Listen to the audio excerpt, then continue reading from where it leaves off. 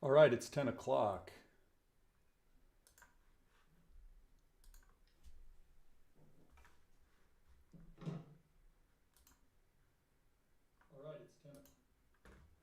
And I'm just going to get after it.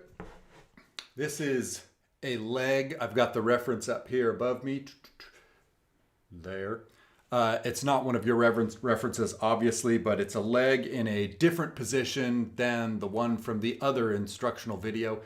So I'm just going to roll through this. Looking at the anatomy, you're used to it by now. This is a vine and compressed charcoal drawing. So I used Vine to gesture the drawing and sort of get things situated. Then I came back in with a charcoal pencil to put in the lines. And then I'll be using white charcoal to dress things up after I get stuff where I like it. All right. And so this is on gray paper, just like the other two. All right, the reference I'm using, I'm going to be referring to this book if I need to. I also have the luxury of having this model so I can see that leg, the muscle groups of that leg pretty easily. So I am going to set about figuring out what it is I'm looking at here.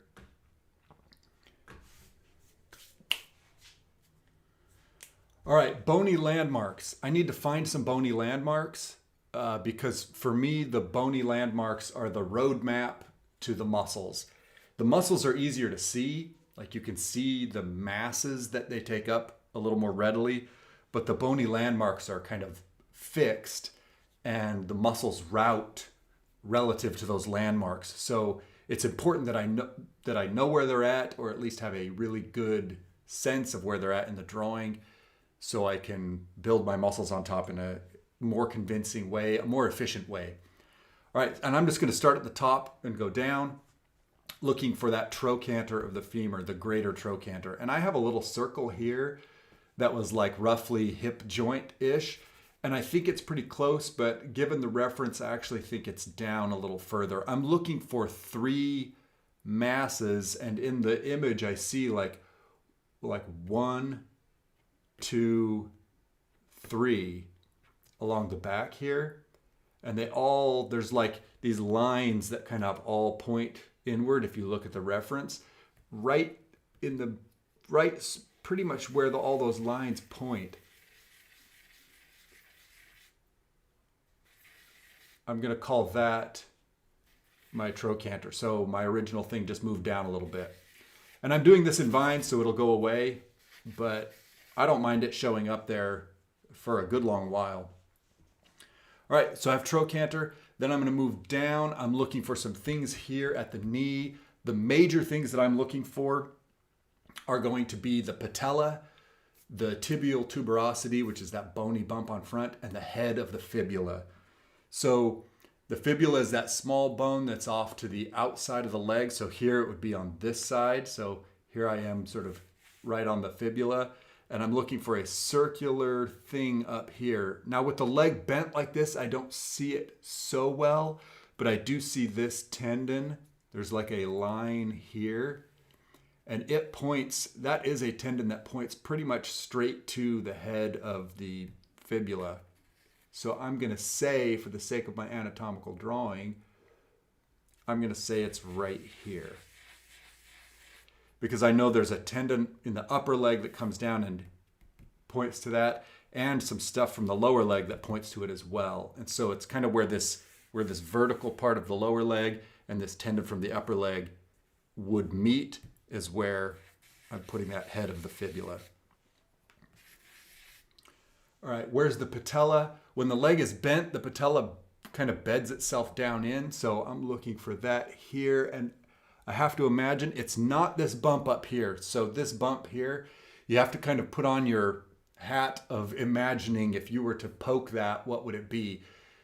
This is not a bone. If you were to poke that in this model, it would be squishy. This is a muscle. So the patella is down from that. It's pointing a little more towards me.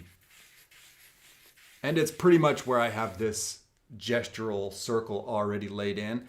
Probably a little too big on that circle, but I'm going to call that patella. And this isn't the exact patella. I'm not drawing the patella. I'm just putting in kind of the lump, the mass, the indicator that patella is there. So I know that some muscles in the thigh are going to come down to that point, wrap over the knee and attach to a bulge I'm looking for down here, which is going to be that tibial tuberosity. And where is it? I see this little overlap right here. There's a little indentation right there that I got in the drawing. I see it on the image as well. That little overlap right there is the front of the tibia. It's like this triangle. The top of the tibia is like this triangle that sits underneath the patella. I almost think of it like an ice cream cone. I've seen some people talk about it like a guy with a beard or something. Whatever you need to come up with. For me, a triangle is kind of a decent indicator of this top part of the tibia, because it kind of, the bone comes up and then flares out in this cone shape if you looked at an actual just tibia bone. So that's going to give me this little overlap, and then the tibial tuberosity, it's just going to be part of this triangle. It's like that. And again, this isn't for, I might draw this in as part of the anatomical study, but this is really just kind of visualizing the bone situation. So I know, so I can piece together what the muscles are doing a little bit better. All right. All right, I'm moving down. What do I see down here at the bottom? In this view, I'm looking for lateral malleolus of the fibula. This bump right here, there's a couple of things going on. The top part here is actually a tendon, a stretched tendon. So I'm looking at the reference here. If I look into that little bit, there's like a little shape like that right through there. There's a tendon being stretched that leads into this vertical muscle going down the outside of the leg. And as soon as it gets to about here, it's attached. It's not actually attaching, it's wrapping behind that bone, and you would actually see it poke out as well. This bump here is lateral malleolus of the fibula. It's just a straight shot from the fibula down. We get that lateral malleolus. There's a medial malleolus of the tibia. We don't see it because it's blocked by the foot. And then we're down into the foot, which I've kind of ghosted in here and messed around with a little bit, but that's about where I'm going to leave it for now, because I don't want that to suck all of my attention away from the major anatomy here.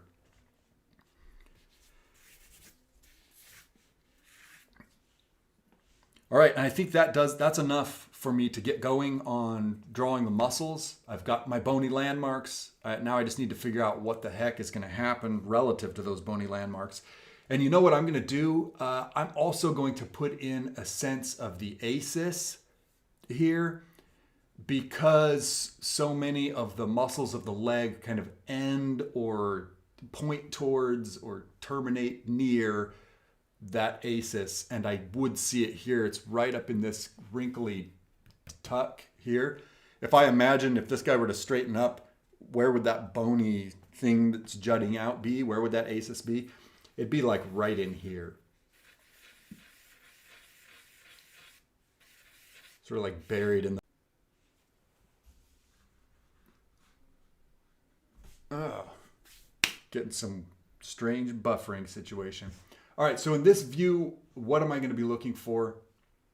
I'm looking at the outside of the leg. So that's the first thing I need to cue into for myself is, what muscles am I even going to see here? On the outside of the leg, I'm going to be seeing the 3 gluteus muscles, which I can kind of see already. And 3 gluteus muscles, there's the gluteus maximus, I'm looking for gluteus medius, and I'm looking for TFL in there. I'm going to be looking for, in this view, I'm looking for that iliotibial band that comes through here, the IT band or IT tract. I can see some hamstrings here. And then it's quadriceps all day up here. Lots of quadricep. And that's pretty much it for the upper leg. I don't see any adductor muscles there on the other side. Down in the lower leg, I'm looking gastrocnemius up here, and then a bit of soleus also. I'm looking for fibularis muscles down the side, these vertical ones. I'm looking for digital extensors, the long digital extensors that come down from this side of the tibia and go down. And there's also tibialis anterior is another muscle I don't think we go into. It's just part of the long extensors in this anatomy grouping, but it is a separate muscle, but it's also part of this kind of lumping front situation. And then I get shin bone, it's tibia. On the other side of that, there's some gastrocnemius, and do I see it? Ooh, I might see a tiny bit. I might see just a tiny bit of gastrocnemius peeking out the other side of this leg. That's that little bump there, potentially. If I do it super thin, so whether or not I put it, I certainly don't want to draw too much attention to it, I guess. All right, so I'm going to use my vine charcoal to route that.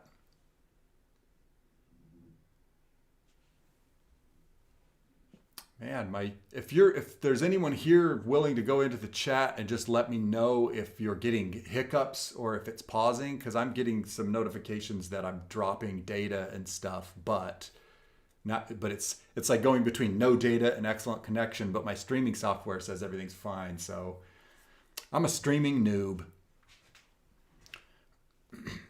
All right, so at the top, what am I going to do? I want to divide the muscles from each other. So I'm looking for the IT band. I think I'm going to put that in before putting the rest of the muscles in. I know that it's going to start up here before those muscles branch out, and it's going to be just kind of a strap that comes down. Now this leg is bent, so it's not taking a whole bunch of weight.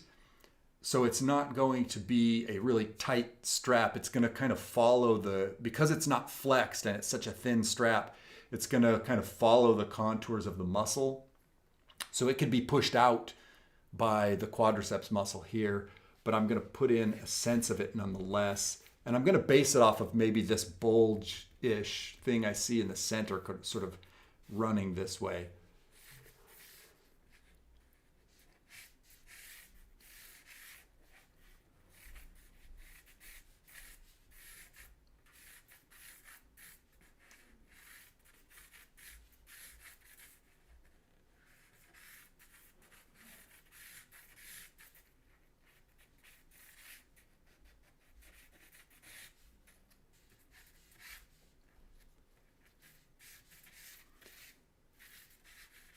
Again, I'm doing this in vine charcoal so that I can get it out of the way and have a little bit easier of a time describing the muscles clearly later. I don't want to lock in right now with compressed charcoal or anything like that. And then I'm just going to finish off those three masses up here because they're there. Why not? Let's see what we've got.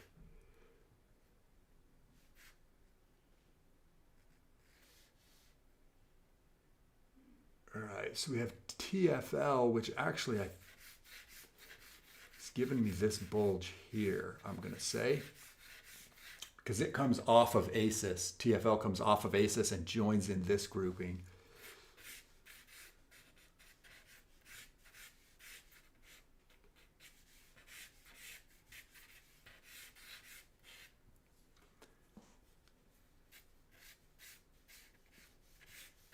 Then gluteus medius is like the middle thing here.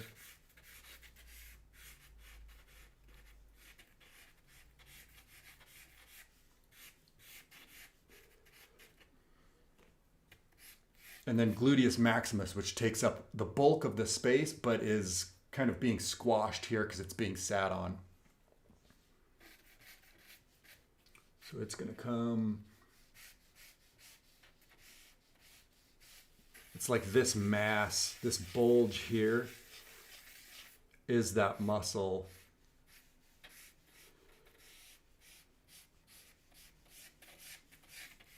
Sort of getting displaced by being sat on.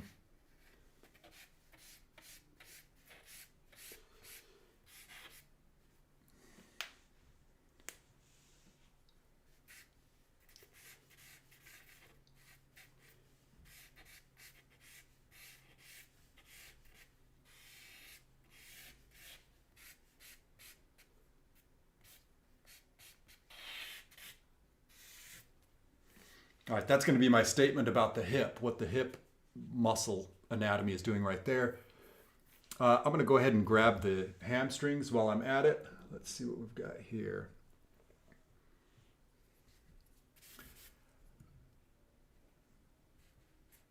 Make a little bit of room for those hamstring tendons here.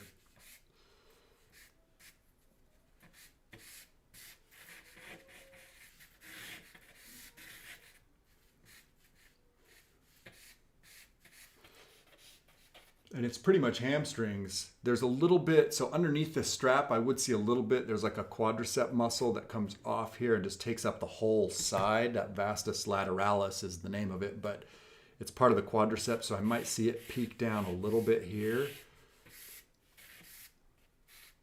Other than that, it's going to be hamstrings tucking up in.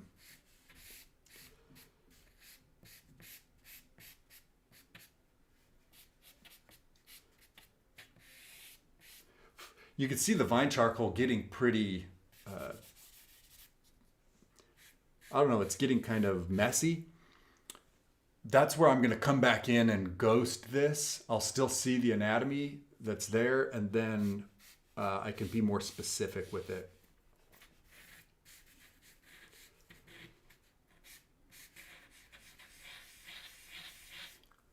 Head of the fibula.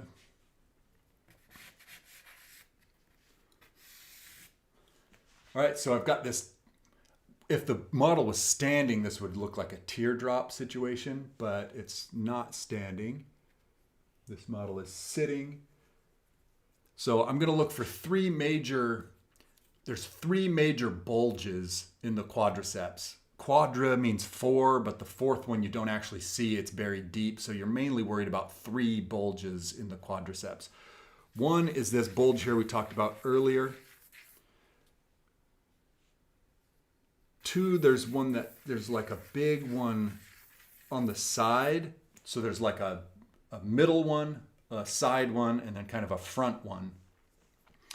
And if you dig into the names of the quadricep muscles, so vastus medialis, vastus lateralis, and rectus femoris, that's kind of what they're about.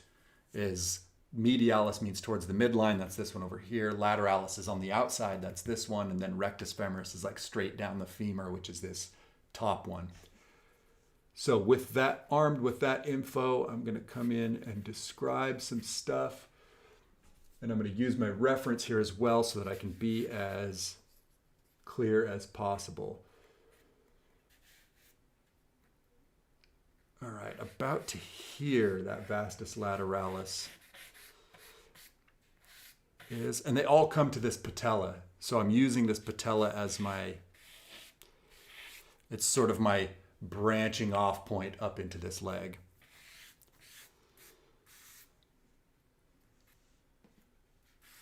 All right, I'm looking up here. I need this to give way to the rectus femoris, so that I need this bulge to give way to this bulge somewhere. Where is that happening?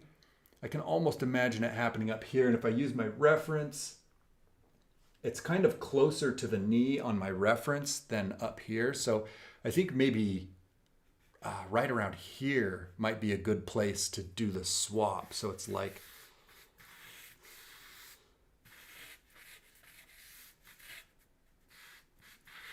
that. So I'm saying like here is a mass of muscle, but it goes around the inside. There's going to be another mass coming straight up, and then there's another one coming this way.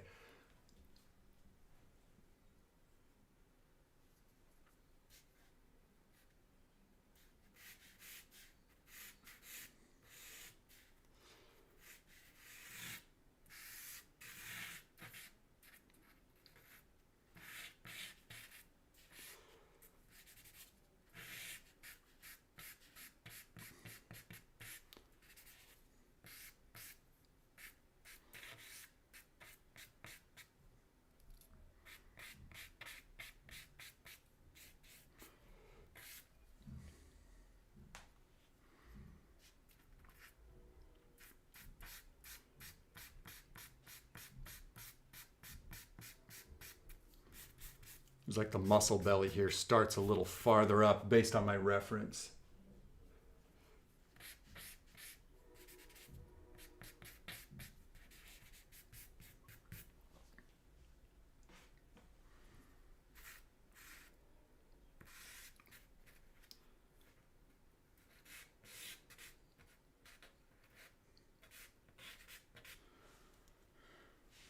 All right, I'm going to call that for the upper leg for now. Let's go down to the lower leg. I'm looking for dividers again. I always try to find my dividers first. So what's dividing one group of muscles from the next? On the outside like this, I'm going to be looking for fibularis muscles. That's number 18 on your handout. They go vertically, and they're the divider between gastrocnemius and soleus on the back, and those extensor muscles, those long extensor muscles on the front. And then on the other side, there's the tibia bone itself, just that hard shin bone, which divides the soleus and gastrocnemius on the back from those extensor muscles. So on either side of the leg, there's either hard bone tibia or long, straight fibularis muscles dividing those other two muscles from each other. That makes it easier for me to deal with, because now I can go, okay, I'm going to get these vertical muscles in then. And I can see that they just kind of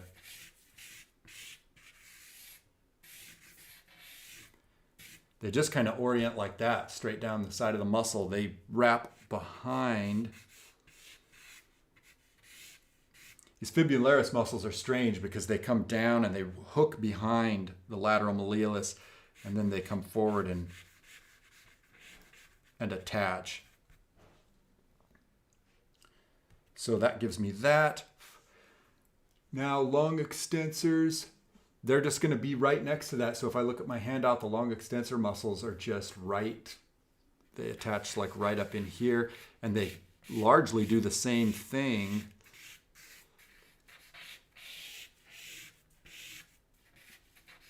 as the fibularis. They just kind of flow downwards, but instead of wrapping behind the malleolus, they go in front of it and out towards the foot.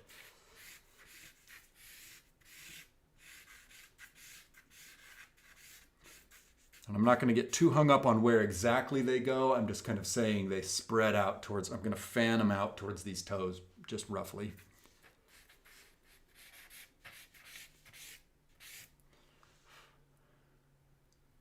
All right, what else do we have over here? Just kind of tibia bone at this point. Right up here, there's no real muscle. It's just kind of the bone is sitting there. All right, there's a little strap of tendon from the soleus, or not the soleus, the sartorius, that runs from acis down the inside of the leg and peeks out here. But for all intents and purposes, we don't really see it here. Which just leaves me now with gastrocnemius and soleus. And what do they do? Again, I'm looking at my reference here. Gastrocnemius peeks out from behind the knee. And what's the divider between the two look like? Gastrocnemius kind of goes like that on its way down to the Achilles tendon or the calcaneal tendon. And then soleus just rides right behind it. They're kind of like layered on each other, flowing the same direction, essentially.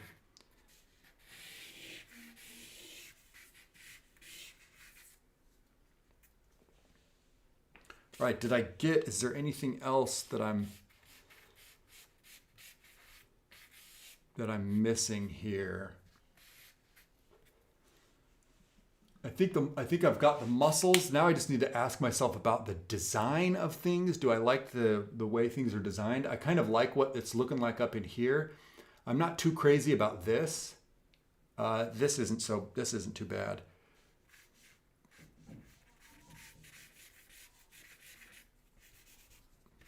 Add a little sense of the fibers here. Again, I'm going to come back with charcoal pencil and do that properly.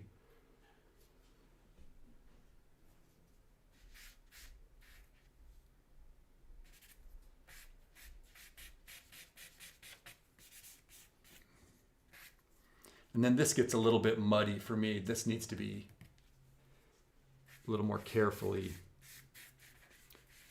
dealt with. But I'll do that with my charcoal pencil because the vine is just starting to get more and more muddy. Again, I'm not crazy about that. This is the nice thing about vine. I can just kind of redesign this to suit. All right, I think I didn't give enough tendon there.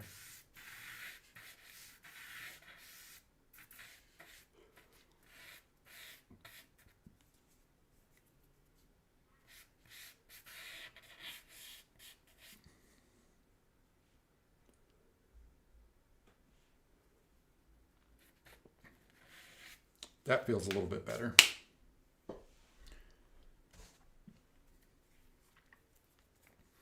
Okay, and you see I've got the supporting information from the drawing. I added a little bit of dark. I'm trying to keep our focus right here. And as I develop this, you won't be able to help it. This kind of falls away, that kind of falls away, and the focus is obviously right on the anatomy here. Okay, ghosting time.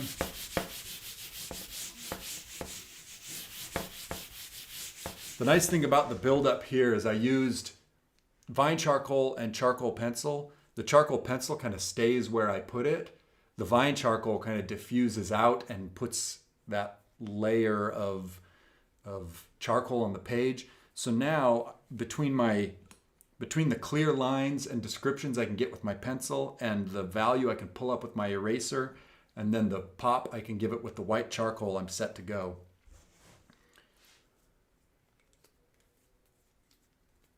See, what do I want to do here?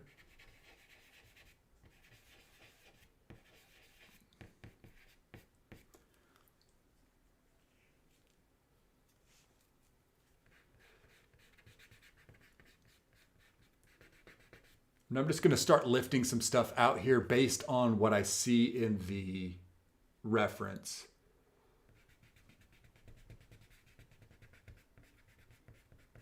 Kind of like a light shapes thing.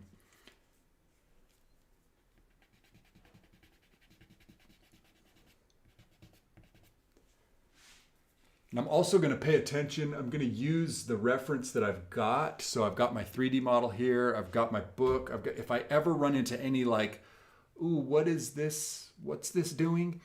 I'm going to refer to those so that I don't get hung up.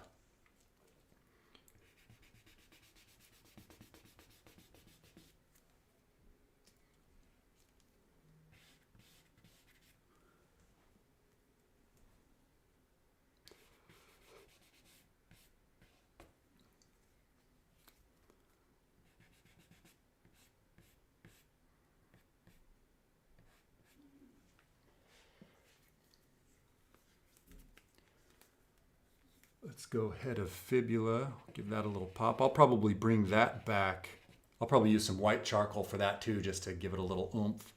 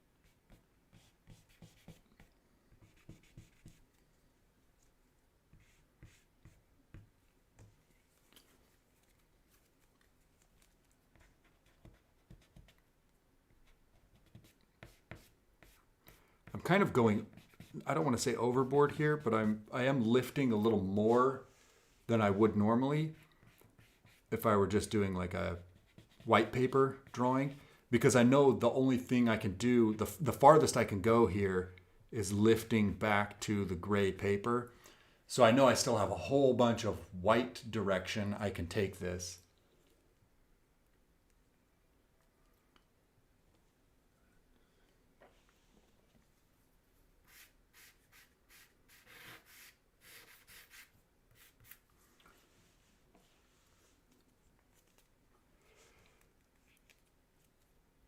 At this stage of the game too, it's kind of like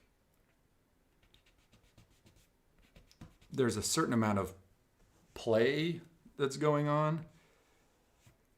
So you can kind of imagine, as long as you're sticking to those big muscle groups, right? You're not missing actual anatomical stuff. You can play with the flow and the design as long as they're, and in fact, I would encourage you to do so, as long as they're descriptive and doing what they generally should be doing. You can really kind of lean into the flow and the overlap and the stuff that's happening in a pretty successful and satisfying way. All right, I'm gonna use my charcoal pencil to flesh this out, and then we'll dress it up with white charcoal. And I'm just going off of what I've got, and I'm just beefing up the contour. Not everywhere, just where it seems like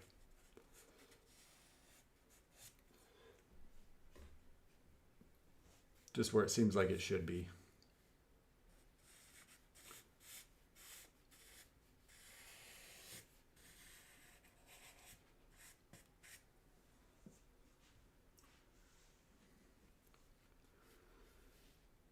I want to get this sense of the trochanter here, and I also want to get some muscle fiber going on. So I think I'm going to do a little bit of that work here based on my reference.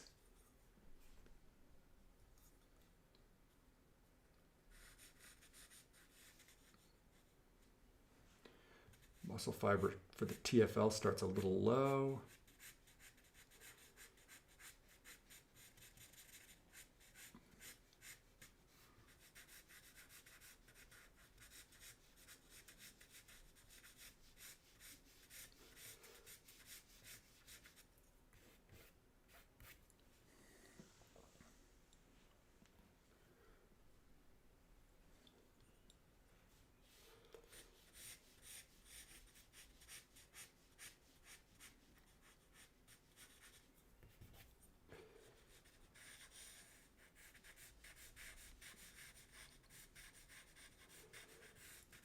Some gluteus medius, and I just want to make sure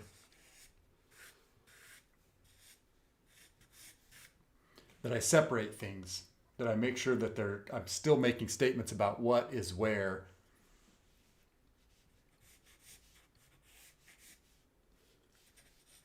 Even if I might be taking a little bit of liberty with the description of the muscle fibers or whatever, I don't want to lose the actual muscle shapes. And I would encourage you to think about what is in front of what and how things are overlapping with each other, so that you don't end up with islands of muscle. Like, here's a muscle and a little white strip, and then there's another muscle with that white strip border. Then there's another muscle, and there's always this white strip border between each of the muscles, and they're like separate floating islands. It's better to kind of describe give us overlaps, describe how one goes underneath the other one and stuff. That's going to really sell the sense that it's all a connected group of things. Let's see. I don't think. No, I do. Sometimes I just talk to myself while I'm drawing. No big deal.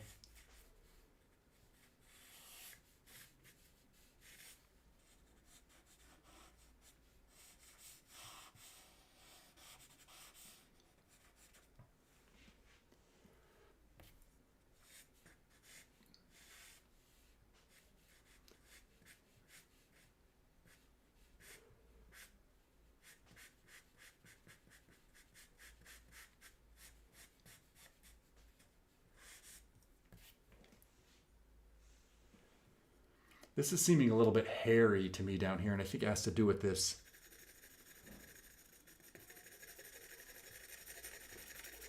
With the way I've described those muscle fibers. So I'm just going to darken them a little bit just to smooth that out.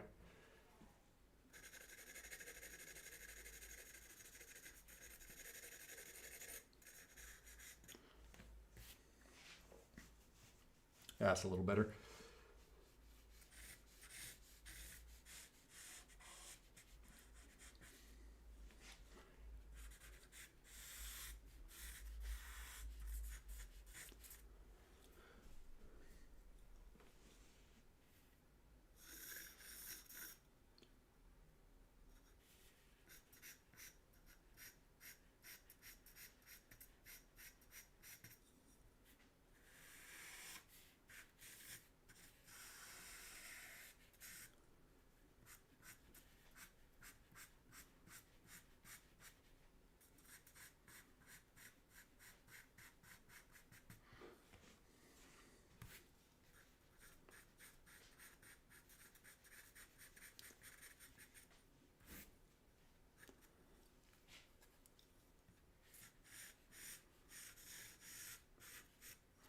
This mass sits on top of this mass, according to my reference. So I have to ask myself, how am I going to describe that? And I think I'm going to do it up here. I'm just going to have a little bit of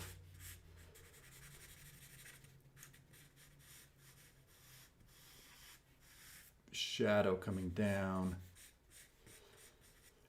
Maybe just describing that going underneath this one just a little bit. And then I'll assess and be like, was that enough? Did that make this seem to be underneath that one? Kind of, I suppose. All right, muscle fibers here. They start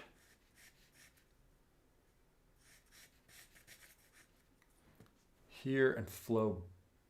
So if I'm looking at my reference, they flow backwards and up. So I need to make sure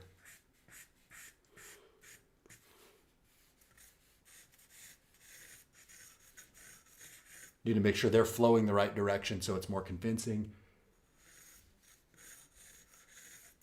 And I'm just going to map them lightly out first. This just really light line, just to remind myself when I'm throwing these fibers in, the direction that I want them to be going.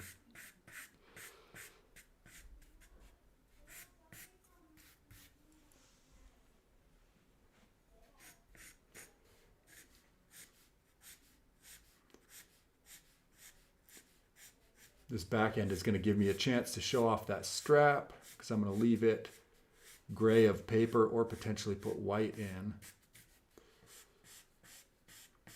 And it's going to continue back here.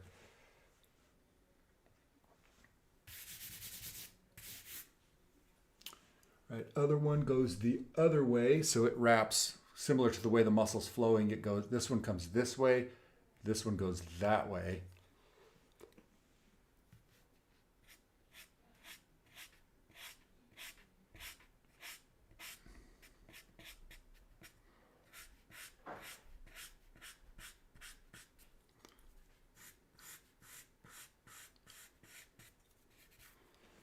This looks a little bit rough right now.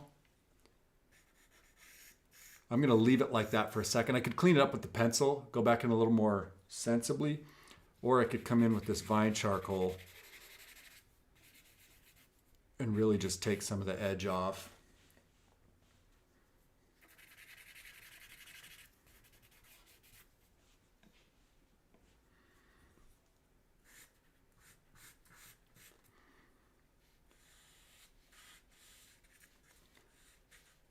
Tendon, the patella.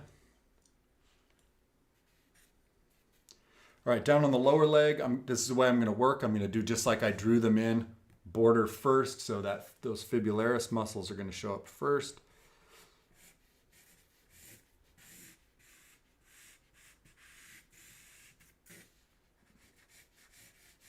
I'm going to take this opportunity. I kind of don't like how bulgy they are. I'm going to take this opportunity to streamline them just a bit.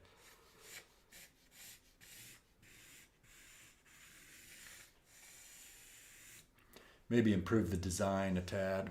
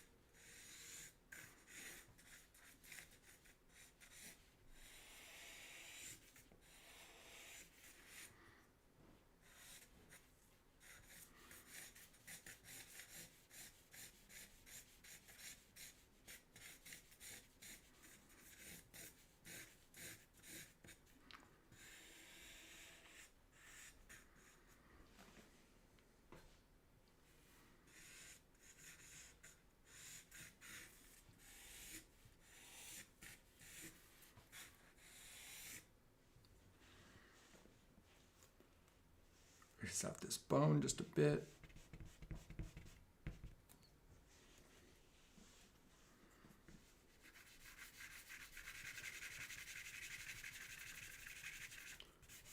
Potentially darken those muscles just a tad so they set off against that bone a little bit more. And I saw somewhere the muscles are nice and dark everywhere like this. That's fine as well. There's a sense of the fiber orientation and the shape of the muscle is retained. As long as you can keep the muscle group separate, it all works.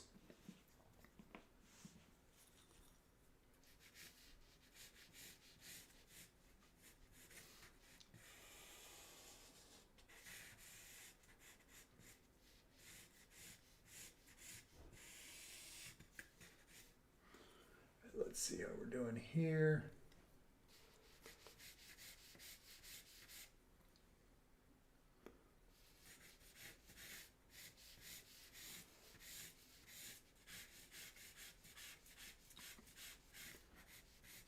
Gastrocnemius fibers kind of flow along with the muscle up and in.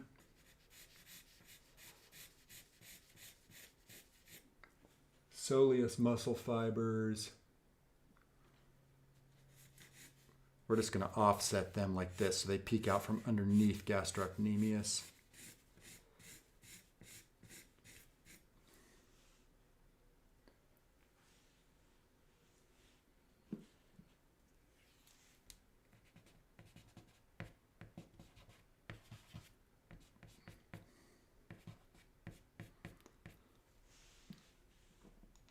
All right, not too bad. Is there anything I need to pump up? I think this overlap I want to show off a little bit more. So all I'm going to do is take a shadow.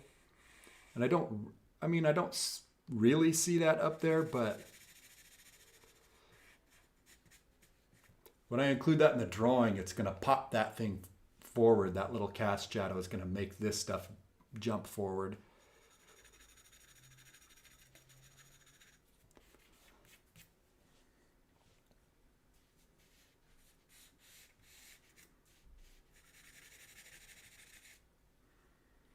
Maybe same over here.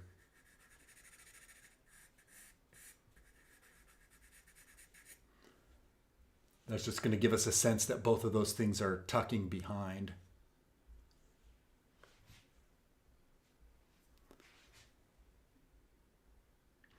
Victor, good question. So is it flexed or relaxed, or does it affect overlapping in the lower leg? I'm assuming you're asking if the lower leg itself is flexed or relaxed. The upper leg is kind of, because the leg is bent, you kind of know that the thigh muscles are relatively relaxed, because if they were flexed, the leg would go shooting straight out. But for the lower leg, with that toe pointing down and the heel up, then the calf muscles here, gastrocnemius is going to be flexed. Everything on the back side, including this one, are going to be flexed, and that will cause more bulging. So that's partly this big S curve we see here is because of the foot. There's this back foot. I'm going to tuck it back in the shadows, but there's this back foot pushing, that was too much, pushing the leg, the mass of the calf muscles forward. There's also the flexing going on. So it's like a flex and a push. And so you get this pretty somewhat drastic bulge going on here.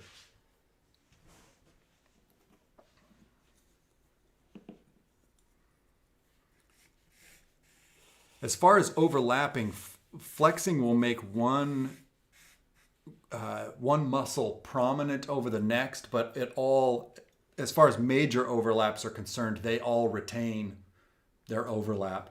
So a muscle that routes on another muscle, like is out farther than it, will always, for our purposes here, will always remain in that outside position. So that if this one flexes, all it's going to do is push that one out more. I don't know if that made sense. So you see that in arm flexing on models much more muscular than me, like this model we're drawing. If they were to flex their arm, that brachialis muscle we talked about last week will actually push the biceps muscle out, and the biceps muscle is flexing too, so they're they're both flexing.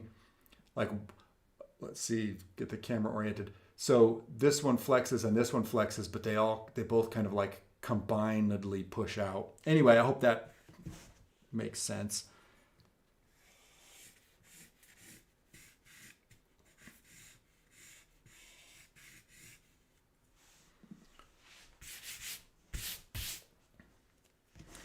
All right, before I go in with the white charcoal, is there anything bugging me? And I think the main thing at this point is the muscle fibers here are bothering me. And partly it has to do with my arch nemesis dull pencil. You can see my pencil is quite dull. I'm actually going to use my vine charcoal here, and I'm going to pick an edge that's not this flat edge, and I'm going to tilt it and see if I can get some thinner, finer line work going on here. Just to just to flesh out what I've started here.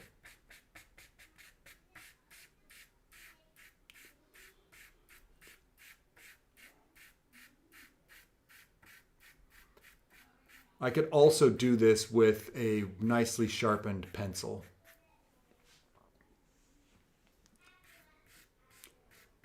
The nice thing about vine is if I take it too far, like, oops, I just bridged it, I could take that decision back pretty readily.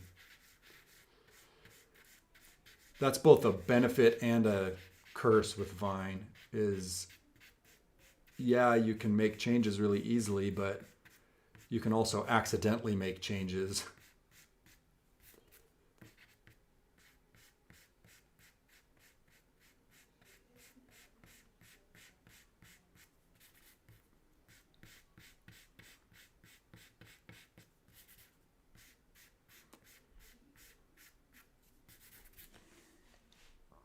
It's like, do I want to keep that up? I mean, it's kind of outstripping. These two muscles now have kind of taken over. They rhyme with what's going on down here, but I've got muscles up here that don't have much fiber information. So maybe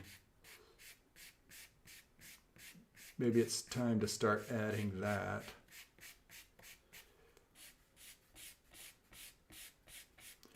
And I'm going to use vine for this because I can go like that and just along the fibers with the vine get a pretty good feel for those. I really don't like what that did right there. It almost makes this hamstring look like it's in front of this. So I'm going to make sure that does not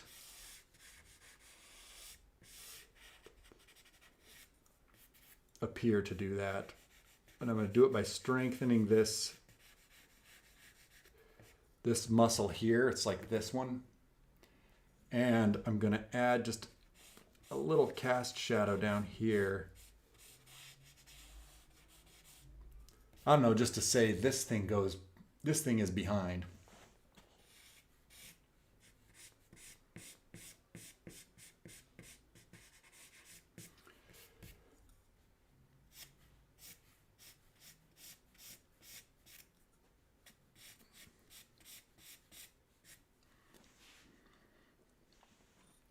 A little better. Part of it is the value here. It's so light.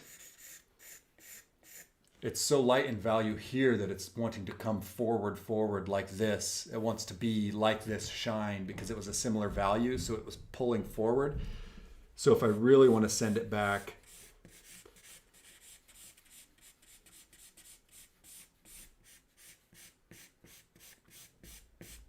I can just darken the whole thing. And it'll start to tuck back underneath where it belongs. And then if I bring some shine back with the white charcoal pencil or something here, it'll pop back out quite a lot harder. All right, I'm not going to have time to do all of that.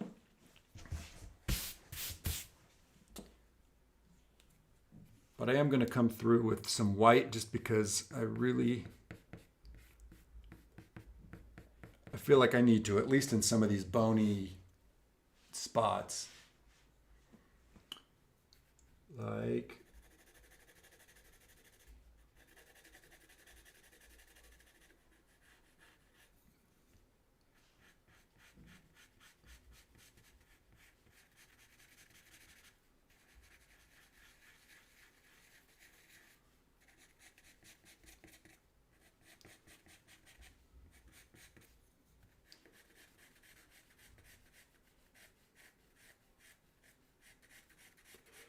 yeah, value can be a tough one. So Victor just said he loved the texturing. Value is the hardest, and it's definitely it's definitely a thing that takes practice, and getting comfortable with a variety of materials. And for me, getting comfortable with the mess. So like this mess down here is actually like my foundation, and I can work light and dark until this is as clear as I want it to be. But you have to kind of accept the chaos that can happen and learn to tame it, I guess. As well as just getting used to mark making so that your marks aren't too aggressive. They're not too anemic and they're not too aggressive. And that's kind of a stylistic thing too. Like I can think of artists right now that have very aggressive mark making and that I think works really, really well. So part of it is too just like learning what your strengths are or leaning into what you're interested in, I guess is more what I want to say. Because it's not like, oh, you're really good at strong marks, therefore you should only do strong marks. If you want your stuff to look super smooth and nuanced, then it's just a matter of doing the work that's required to get that look.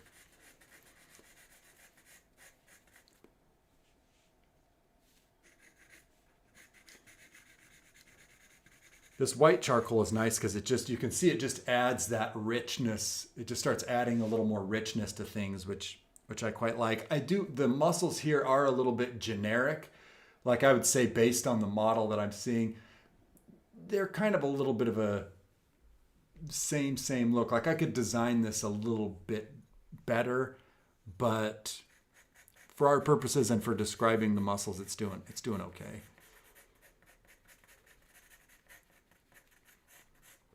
And you'll find, I find it with myself, I could do that all day. Talk about the things in my drawing that need to be fixed and need to be better. That's just part of the game. If you think that I hope nobody thinks that you'll someday reach a point where you're like, everything that I did is perfect and nothing needs changing. For a long time, I thought that was going to happen. That I was like, when I finally get good enough, I'll just, I'll execute the drawing exactly as I plan, and I'll know how to do all the things that I want to do, and it'll just be like a successful drawing.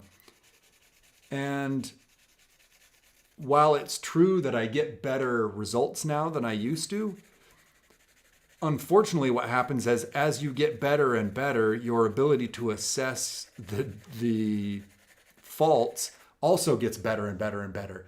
So you just end up getting more and more critical of yourself as you go.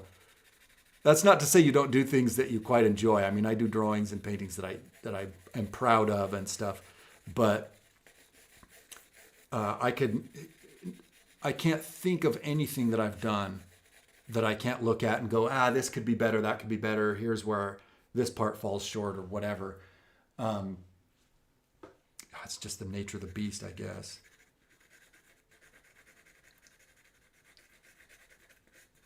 You learn to live with your doubts and just let them be what they are.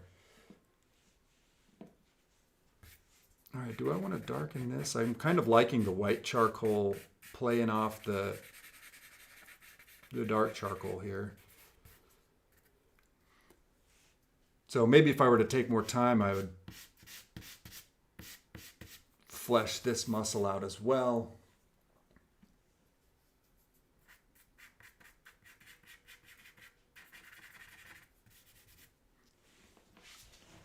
But what I'm going to be looking for is, do I see the quadriceps situation? Do I see what muscles should I see in this pose, and do I see an attempt to keep them separate and sort of flesh them out?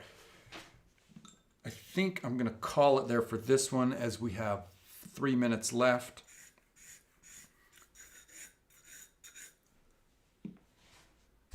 Make sure I don't. Oh, you know what I didn't do?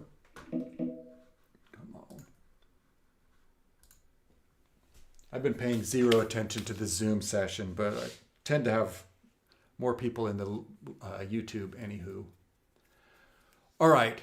I'm going to call it there for the Art 8, the anatomy drawing. So that's our leg. Hopefully the process of arriving at what we're drawing makes sense to you. Sorry, I have to stop real quick. Just to that back foot, I just didn't like what it was doing to the shape of this leg.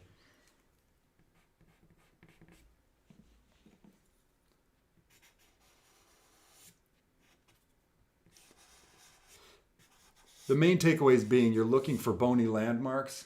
Yeah, I want to show that off more. There is a toe and stuff down behind there pushing that leg out, but I kind of like that overlap. The way that overlap feels is a lot better to me without it. So it doesn't make the leg seem so thick right there. All right, so for anatomical drawings like this, we're looking bony landmarks and we're looking muscle flows relative to that. If you have your bony landmarks, then like the reference I was working from is just this standing up model. But I could say, and this is a really anatomically and sort of medically correct model, I can make inferences about what mine should be doing based on what I see here. Okay, that muscle starts here and routes there. Super helpful to have a reference like that so that you don't have to try and make it up. If you're trying to invent this, especially in the beginning class, man, that's way too much. I was using my reference almost the whole time I did this, right? Just to keep myself in check, just to make sure I was on the right track, so to speak. All right. And then just as a final sort of rhapsodizing about anatomy study in general is that when you know what this stuff is, when you look at this reference here, you don't have to go, what is important and what isn't? What should I do here? How do you're not going to draw all the muscles in this. Maybe you just want to hint at what's going on, but knowing that what the shapes in here are totally going to change the way you assess what you're looking at in terms of what shadows you should be putting in, what overlaps, especially the overlaps, like the overlaps combined with anatomical knowledge and an ability to get the shapes correct, your structure, your believability, your everything is just way more solid. Because it's normally it's stuff you would just miss. You see a little line heading there and you're like, I don't know what that is. And you kind of ignore it and you lose that sense of being structurally sound and put together as a figure, I guess. So anyway, that's that for the figure. I am going to switch gears as it is 11. Victor, thanks for filling the chat. Always makes me feel good when it makes me feel good when there's somebody there to talk to. Let me turn this off. Boom. And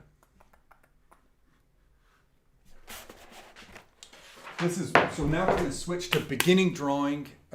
Beginning drawing, we've got texture to think about, and I'm not going to do a full-on drawing as usual. I'm just going to point out a few things from the actual images you're actually going to be working from. So let me pull one of those up.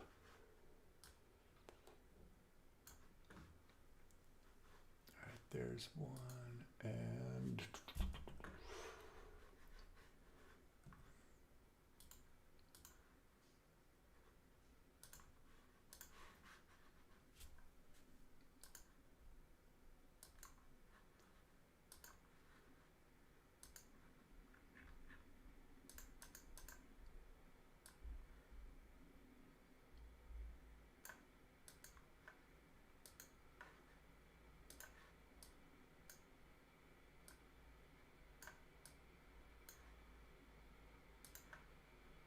got here? All right.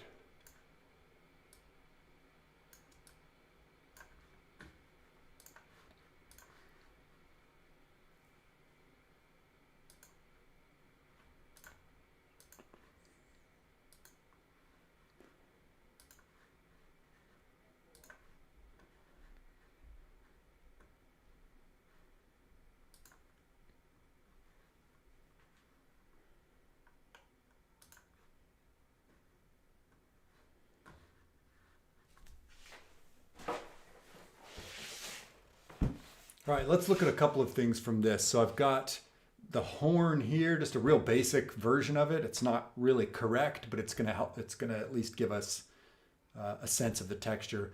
That little half dome, and then there's a burlap sack in the other one, which image I'll pull up in a little while. But I just want to point out some things to look for in these images. Let's start with this half dome, sort of half sphere looking thing.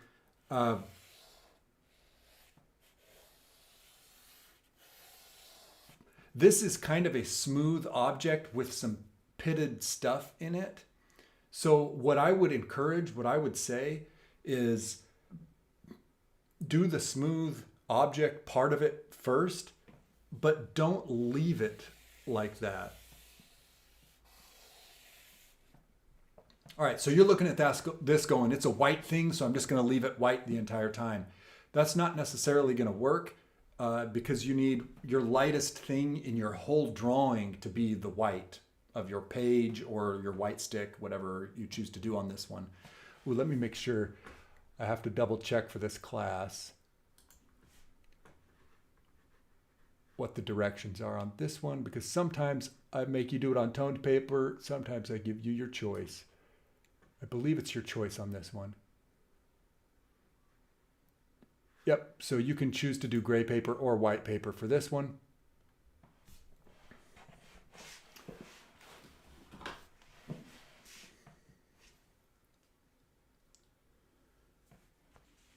Hey, Victor. I got Victor in the Zoom. Just, you can hear me, correct?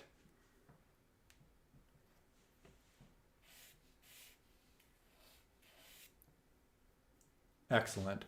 Okay, so this white one, I know that the lightest thing that I draw is going to have to be the white of the page or the light of my light stick. So I know I have to go, for this I'm on newsprint, so it's kind of like white paper. I know I need at least something. And it's going to seem too dark at first. The nice thing about vine charcoal is that it will just fill in so smoothly. If I'm doing a smooth object, I might lean on vine a little bit more because you can see how smooth it goes really quickly.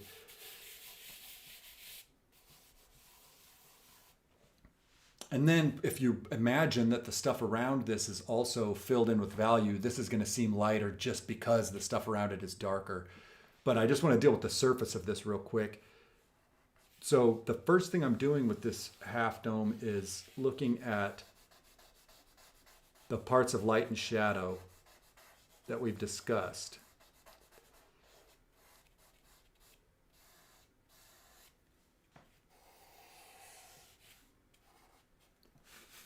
So there's the cast shadow. Already it feels like a thing sitting on a surface just because of that cast shadow. So never underestimate the power of a good cast shadow. All right, now what's happening light-wise? The light's hitting it like straight. So yeah, I think you can see the reference. The light's hitting it straight from like right here, and the shadow part of it is in back. So I definitely see things darkening kind of like this.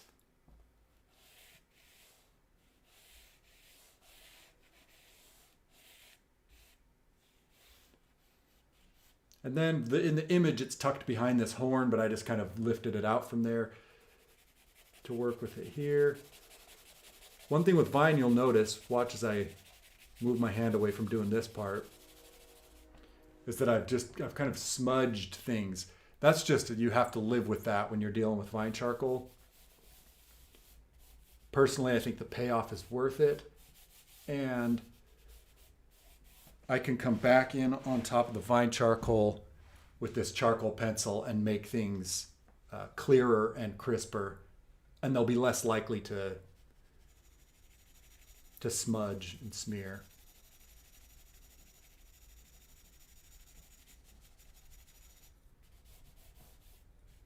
Unless I want them to.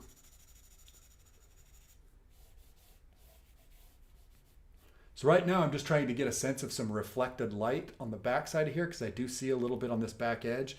So I'm going to use a combination of a nice dark cast shadow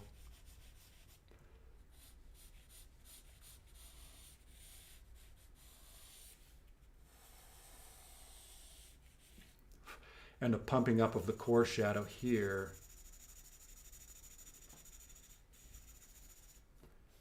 Maybe smooth that out, because it is a smooth object, so I want to make sure my transitions are relatively smooth. Then I can say, ooh, you know what? That's kind of actually a little too light. I'm just going to give it a little passive value just to make sure it looks like it belongs in the shadow. Right, now I can come and be like, for this one at least, I've got a hot spot like right here. So I'm just going to indicate that, maybe smooth it a little bit, pop a little more out.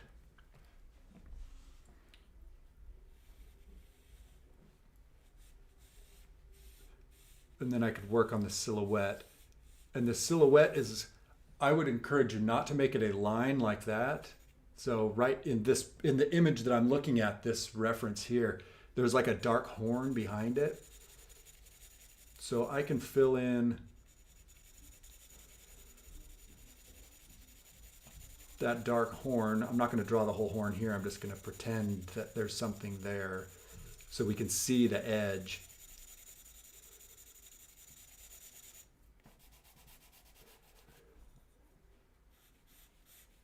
So it's almost like I'm making a line here, but then that line is growing.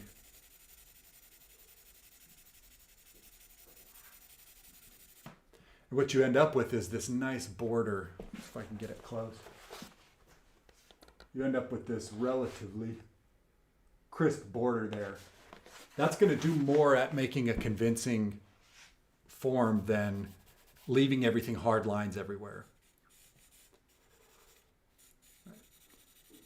It's not to say hard lines can't be there. You might find reason for them and they might help the drawing, but they can really interfere with what you're trying to do texture-wise. So right now I want this thing to seem smooth, and so I need to not overpower the texture with all these, harsh lines. All right, so there's some stuff happening on this surface, so it's not perfectly smooth. If I look at it, there's little divots and things. Will this zoom in? I'm just going to do it like this.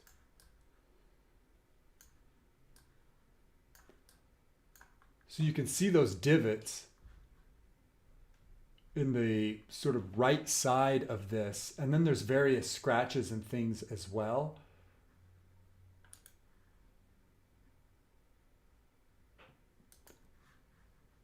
I just need to get to the bottom of those and figure out what are they doing. So let me make that smaller again.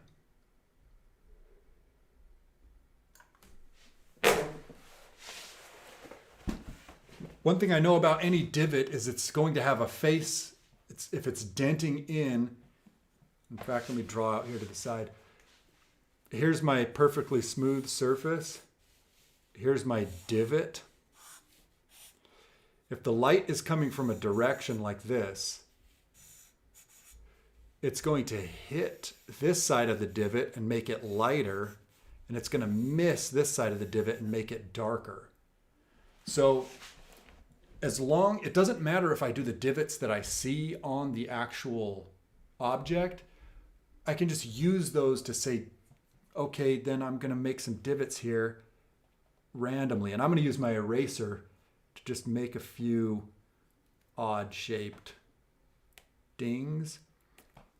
And right now what I'm making is the light side of those divots, and I'm kind of I'm keeping them roughly in the half tone area, though I could put some out. They don't have to be right along the half tone. That just will be where this effect is the strongest. Because you can imagine if they're out in the center light, then instead of raking like this across the divot, they're going to be coming straight into the divot and lighting up the whole thing. Okay, so I have my light marks and they seem rather unimpressive. But now if I go back into my light marks and just keep my sense of what the light would be doing. And again, I'm just using my reference as an example or as like food for what I should do on my drawing. If my dings and stuff are in different places, who really cares? Who's even going to know? But they should obey. So I'm saying if I look at my reference, every upper left part of every divot is darker. So I see a little dark spot on the top left of every divot. So I'm going to make that happen in my drawing. Doesn't have to be perfect.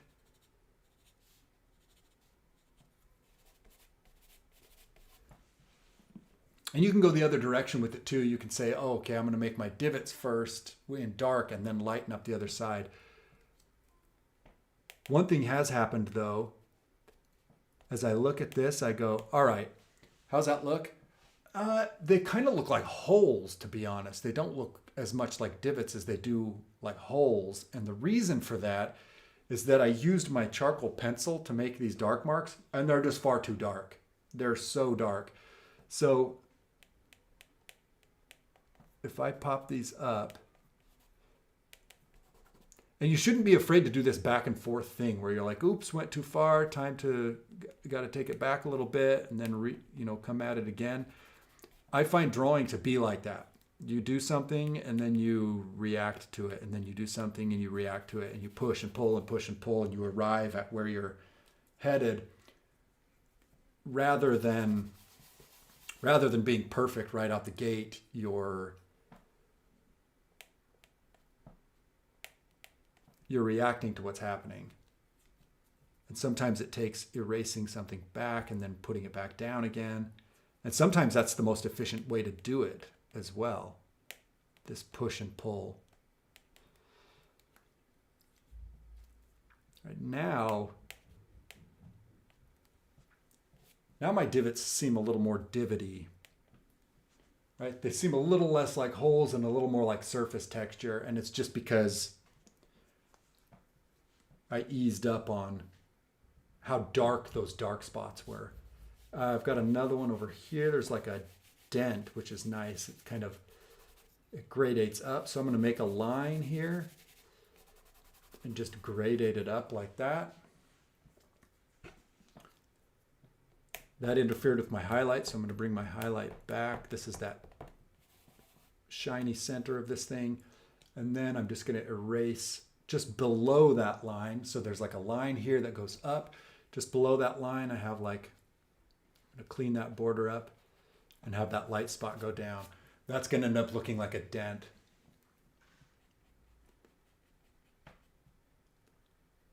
And if I erase this gradation, make it tighter, so make this dark shape a little further down, it's going to take that dent and make it seem more and more and more located right there, rather than like a big dent that gradates slowly this way. It's like a small dent.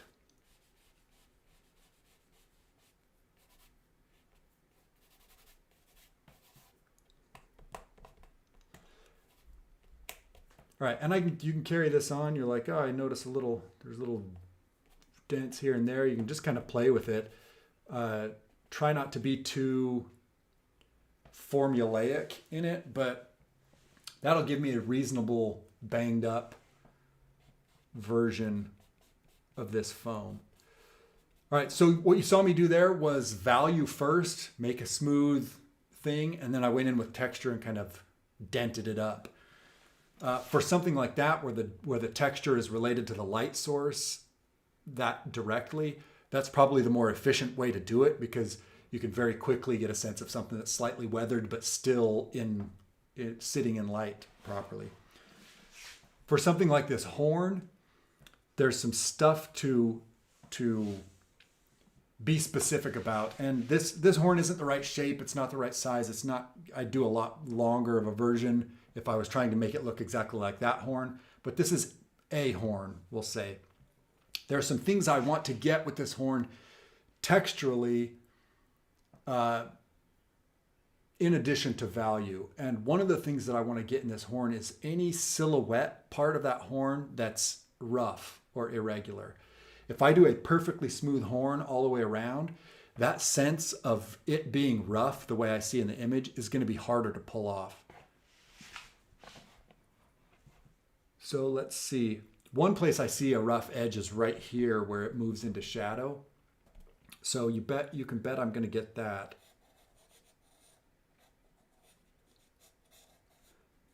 And it's just kind of like a zigzag, zigzag. If you can see that. And that's based on what I see in the image. I lose a little bit here. It is smooth, but right about in this divot, it gets a little bit bumpy. And that's important to get. So I'm just going to roll my pencil a little bit and get this irregular edge. Some parts of this horn are smooth and some parts are rough. I don't want it to seem like plastic, so I'm going to lean into the roughness just a little bit. You want to be nuanced. You don't want to go over the top, but you need to be descriptive.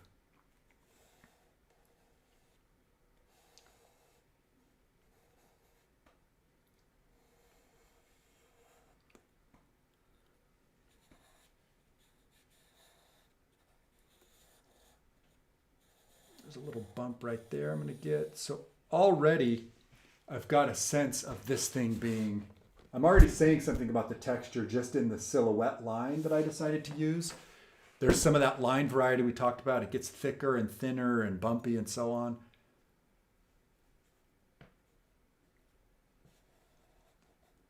This opening is another opportunity for that.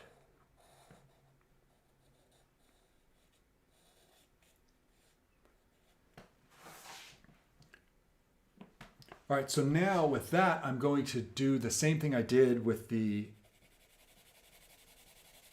dome shape, that white dome shape. This is just my first little go at where the shadows are. I'm not trying to be texturally descriptive just yet. I'm just kind of looking at what the light and dark is doing.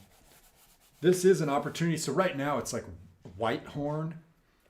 It is an opportunity to go, you know what? This whole horn is pretty dark.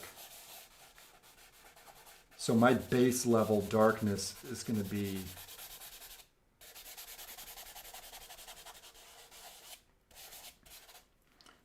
like that. It's more of a dark horn than I had it. Cast shadows are always helpful.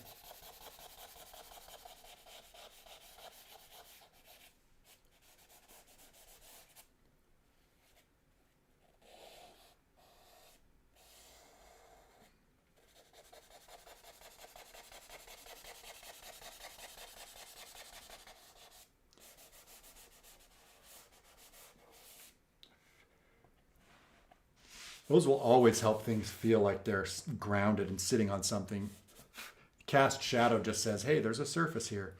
This is bare bones. This is not even anywhere near the finish that it needs to be. This is just getting started. So now I need to assess the different parts, the different textural things happening in this. And there's several things happening that I want to try and get at. One of which is there's the inside of this thing there's these ridges that come out. There are two things that are going to help me do that. There's also kind of an irregular flaky edge here that I like. So I'm going to dress that up with line a little bit.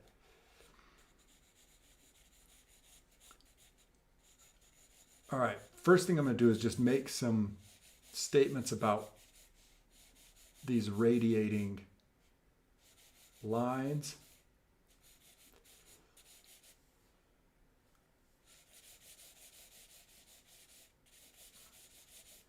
Right, and I'm not being specific here to the image. I'm just saying this is what it appears to do. It's like all of these lines head back into the opening. I'm going to smooth that out a little bit so it's a little more subtle. The cast shadow here is doing a lot of cool work. So now I'm just going to play on what I did before a little bit and make a cast shadow that highlights these ridges that are coming out. So this is, if you think stripes that we just got finished doing, imagining that surface here, the edge of a cast shadow like this is just a stripe. It's a stripe on that surface. And so what does it do? It describes the bumpiness of the surface that it's on. Like that. And now if I fill this in,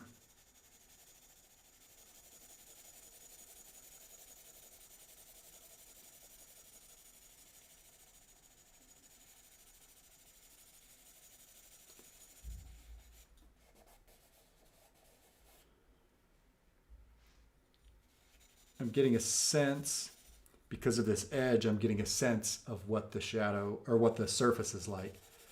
And I notice it's a lot darker. Like the darkest part of this whole horn is right here against this edge of the opening. So I'm going to lean into that.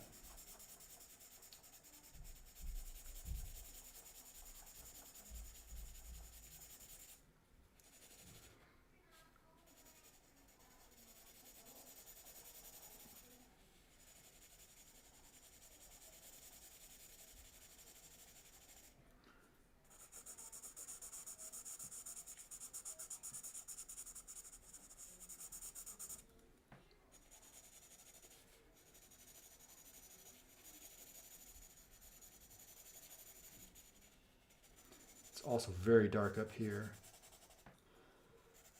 I'm not going to go full dark in this shadow because I notice there's a bit of glow on this side, like especially this upper part. It's just slightly lighter in here than out here.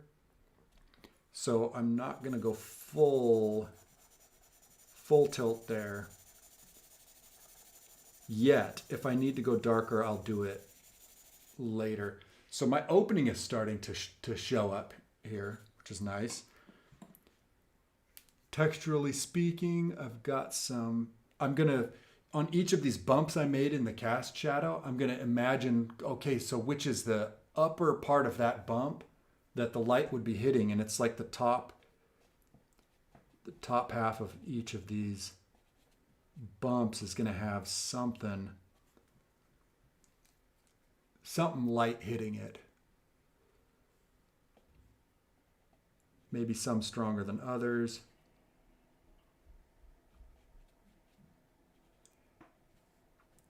Then when we get out here, maybe it widens up a little bit of variation or something.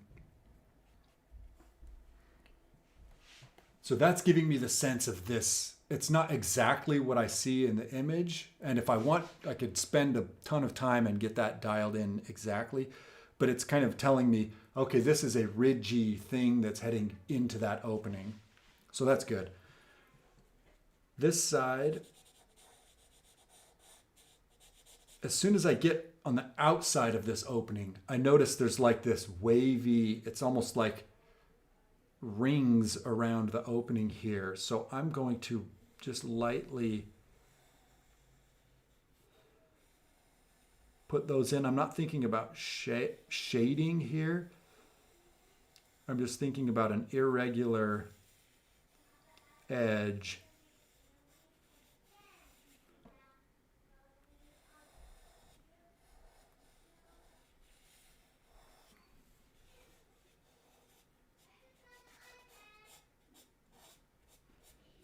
And for me, I have to imagine what this is doing because I decided to get this horn out from behind this thing.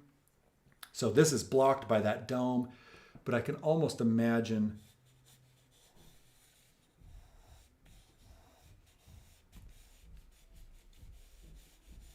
these kinds of things, this little textural thing. Let me move it a little closer. That little textural thing happening, which is really going to give me a nice sense of the roundness, the wrap of that horn.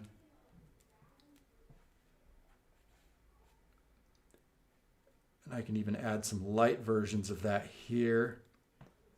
If the lines are getting a little too aggressive, I can add a little bit of light there. Right, this is kind of it's a really quite a deliberate process. So now there's something interesting happening down here at the turn, and it's that some of the texture is wrapping around the object, and some of it is coming along the object. So I have to decide, like, which of those do I want to highlight, or how do I want to deal with that? And I think for here in the shadows, it's almost like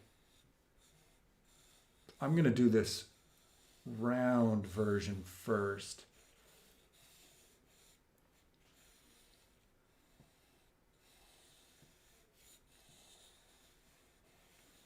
Because it's almost going to make that horn like this is going to, the opening is coming towards me a tiny bit. And so when they wrap this way, when things wrap that way on the opening, it looks like it's coming out towards me. Well, like if I imagine this as just like a piece of macaroni or something, there's an opening, like that.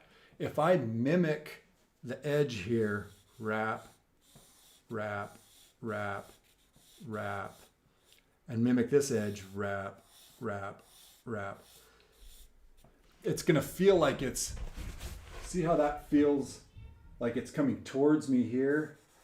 And then it's making a turn and coming towards me again. It's reinforced by all of this wrapping that I'm doing, right? And then in the center, I just kind of let it go one way or the other. I see that. Hopefully you could hear me talking past my board there. I could see that happening here in this, but it's a lot more nuanced. So I'm going to try and do that in this horn.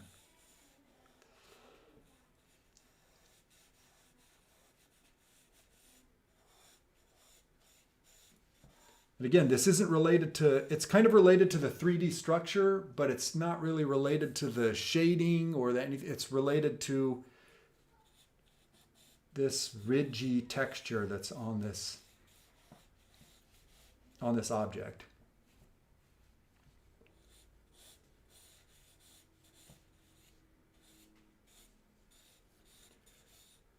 And then interestingly, when I get down here to the point of this horn, I end up with these long, thin, it's like cracks and stuff, and these long, thin marks that kind of go towards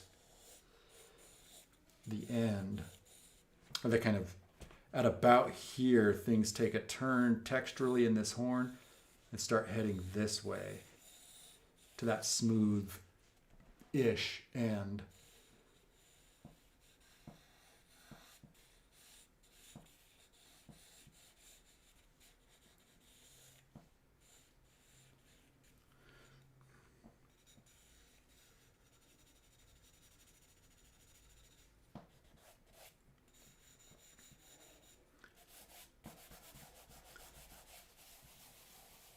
So now that I have that, I can say, okay, I'm going to come with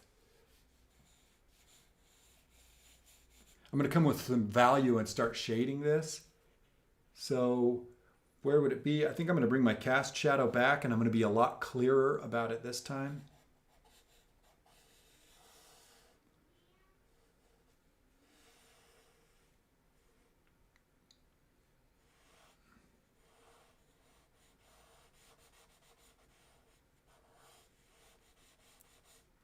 That little separation there, so you almost see the doubling up.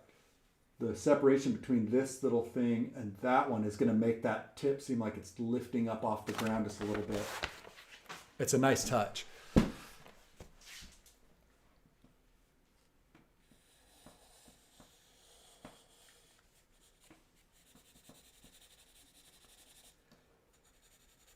For the cast shadow, I noticed that it's quite dark right at the bottom here, but it kind of lightens up as it goes towards this part of the horn. So I'm going to let mine do that a little bit.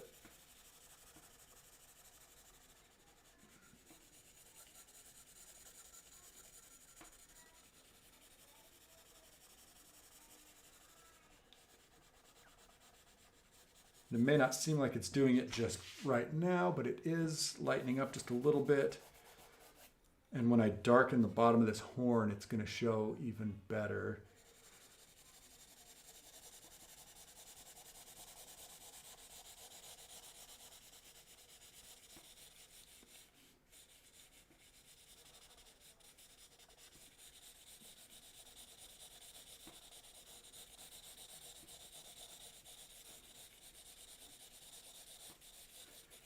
The marks I'm making filling in this horn, by the way, are following the horn itself. That texture along the horn there, I'm kind of reinforcing that with what I choose to do down the length of it. And then I see that there's some like flake offs and stuff. Kind of nice to add. I'm just going to add something that seems like them.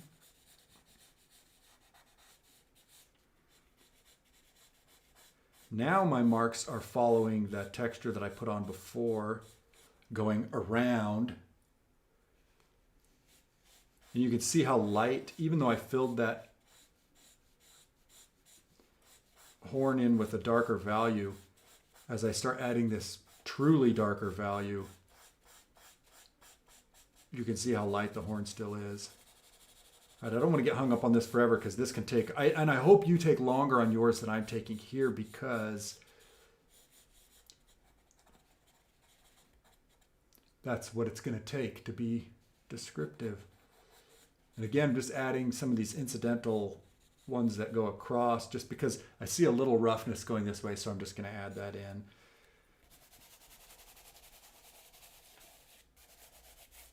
And more cast shadow.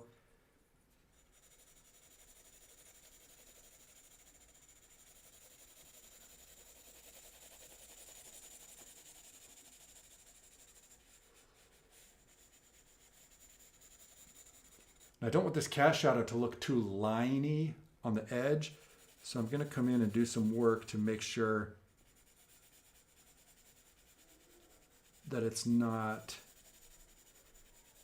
that this line doesn't take over.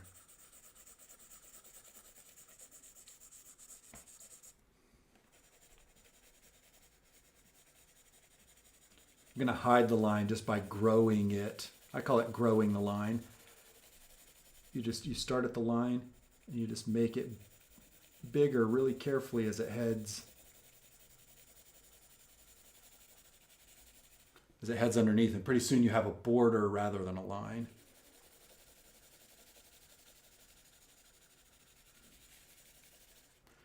And then I can play that game where I go, this is a little further away from what's casting it, so maybe I get this blur effect on the edge there. And then as it gets closer to the horn, I get a sharper edge.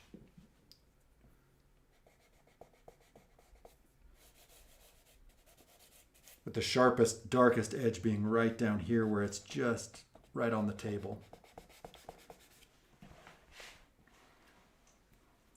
All right, and then I can come back and add more of this.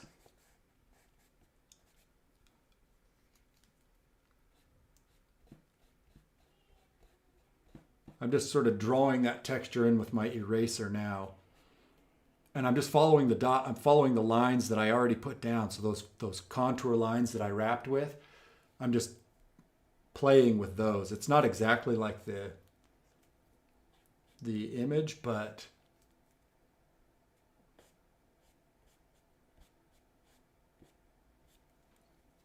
it's close. or it's got the elements, I should say. It's got the same elements as the image. And so we'll believe it. If I was on grade paper, this would be a good opportunity to you don't see it very well with this. I think I have a lighter stick. Yeah, here we go. So if I have a new pastel, even here,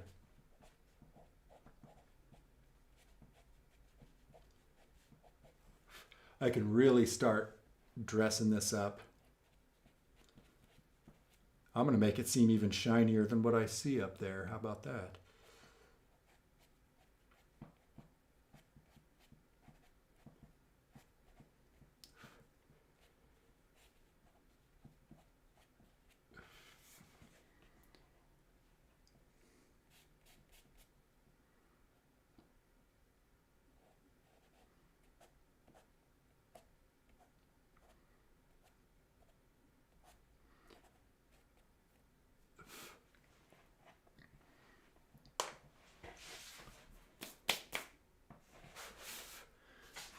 All right, so that's exaggerated that horn, but it's just playing with that idea of the texture of the horn. What is the nature of that texture on the horn? And the nature of it, to me, was that it wrapped, that wrap, and I kind of, especially right through here, and I was like, that wrap carries on. I can see it in the shadow down here, and then it goes straight there. And so it's letting what's happening in your reference or what you're looking at inform how you deal with what you're drawing.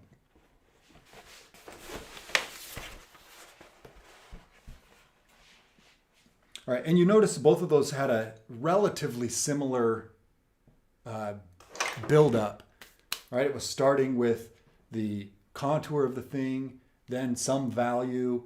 I went full value with this one and then started pulling the little textural things out and sort of messing with them. This one, I added kind of the sense of that texture first and then used that sense of the texture to continue building the values. Admittedly, maybe got carried away in this light treatment, except for maybe there's kind of a nice shine there. But it's all based on that texture that was there. And so it doesn't seem, if you didn't have the reference there saying, hey, that's not that shiny, it wouldn't seem out of place. Let me switch. I'm going to switch references real quick.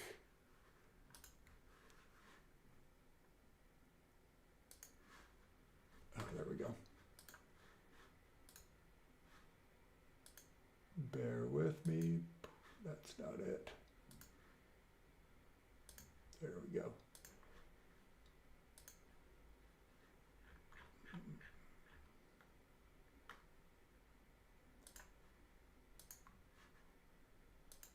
Okay, so we've got this burlap sack.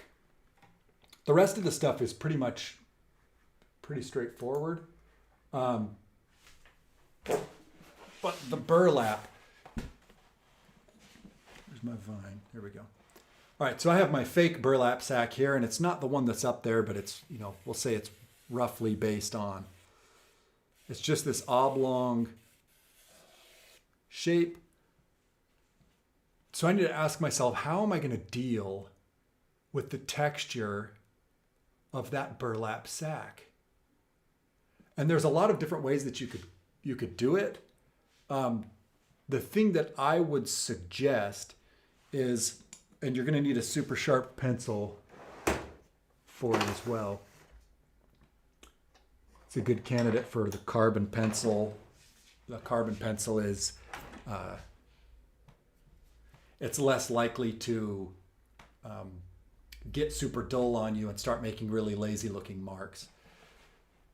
So I can come into this burlap and I'm just going to use what I can see of that burlap to provide me an example. So there's a roll that goes like this.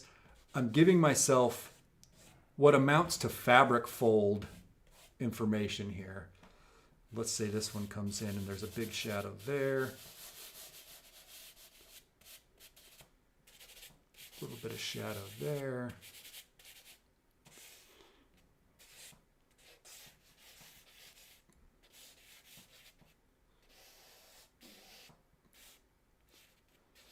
This is one of those things where you have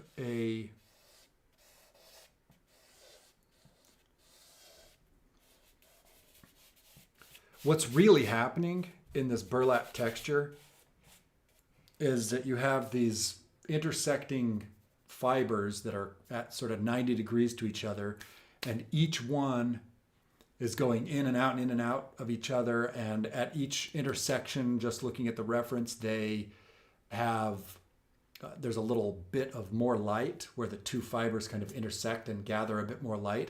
And it's extraordinarily complicated. You could go in and do dark intersections everywhere throughout the whole drawing. That's if you wanted to go hyper realistic route with it. It would take just countless hours of making sure that each dark mark, which represented a space, between the fibers, was in the right location, and then your fibers did what they were supposed to do. I don't expect you to do that on this one because the time involved is amazing, but you can get, I want to say, a convincing effect, or you can get a similarly convincing thing to happen just with treating the burlap with that textural idea of there's a bunch of things going this way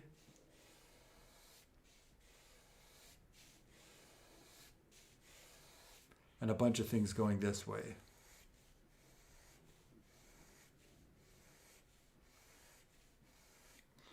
Right? That's the burlap idea. And then you can still add shading to that and end up with something that feels like it's in light and shadow, but you're using essentially line to describe the flow of that burlap. So that's what I would suggest that you do. And what's going to be important here is scale. So if you fill this burlap sack with 5 big fat lines that go this way and 5 big fat lines that go that way, you're toast. It's not going to make sense. It's not going to be believable. But if you take a bit of time and go, I'm just going to pick one area and imagine what the flow is doing. And I'm using my reference to guide me here.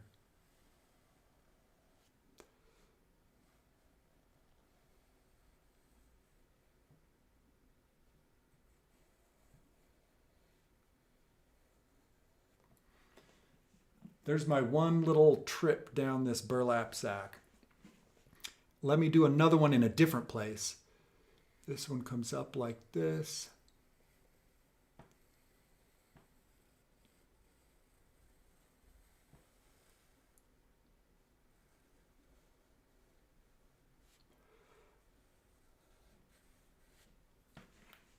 And like that.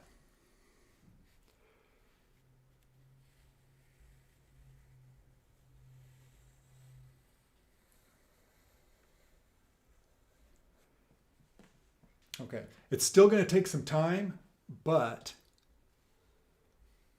it's going to be more manageable than trying it the way I was describing earlier.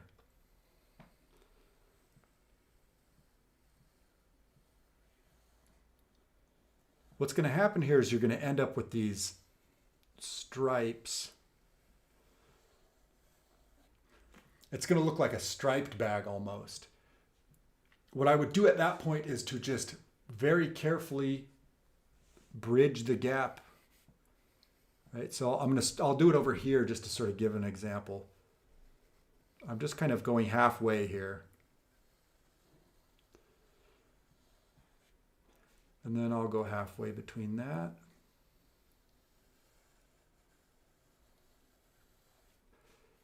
Then I'll go halfway between that.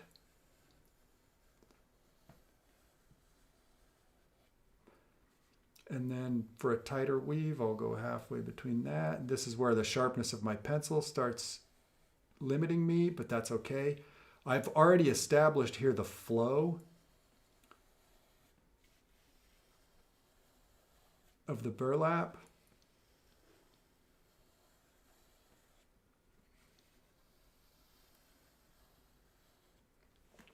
Right, so that's one of them. Now I can go halfway on this one.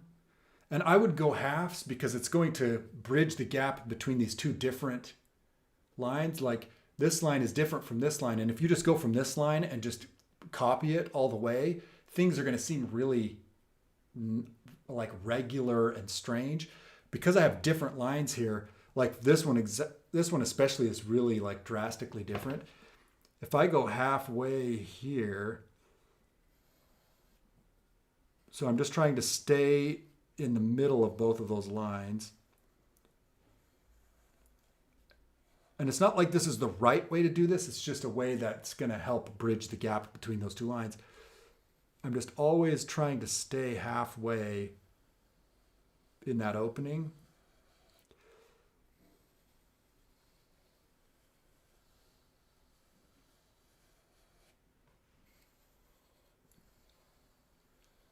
Once things get thin, if I start bumping into one edge or another, it's not that big of a deal because at that point we're lost in the texture of it.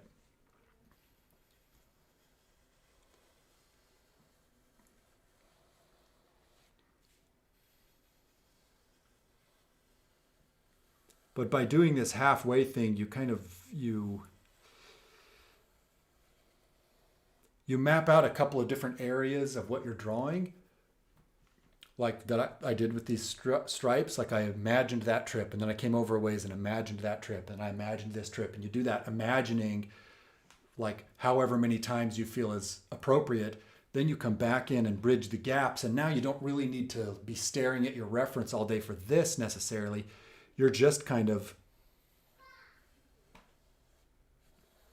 you can kind of zen out almost and just get lost in the process of what you're doing. All right, so and that's what that's doing up close. So I imagined a vertical trip, but my burlap sack has different fibers, right? It's got the ones that go this way and then 90 degrees to that, it's got other ones. So I'm going to do that same process coming down here and just go, all right, what do I have?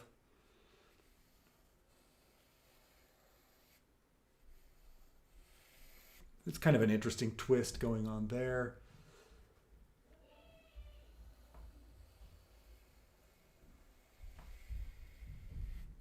There's another one. What does it look like down here? I've made mine up and there's a pail in the way here, but that's okay. I'm still going to base mine off of what I see. And these ones down here seem a little more regular. They don't twist up like these ones do.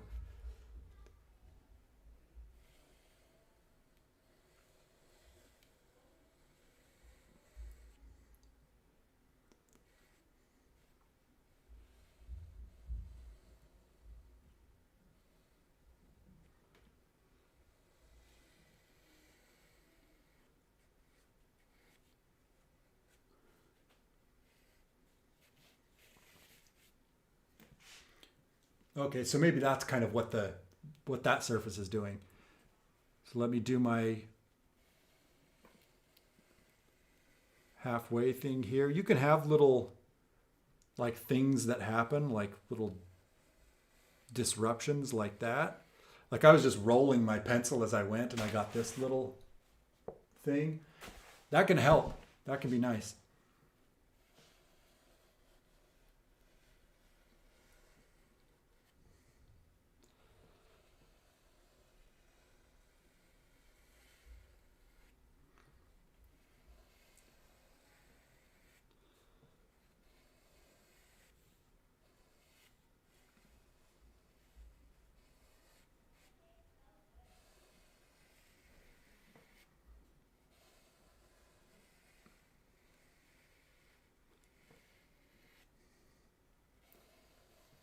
All right, I won't make you watch me do 100 intersecting lines or 1,000 or however many I finally land on.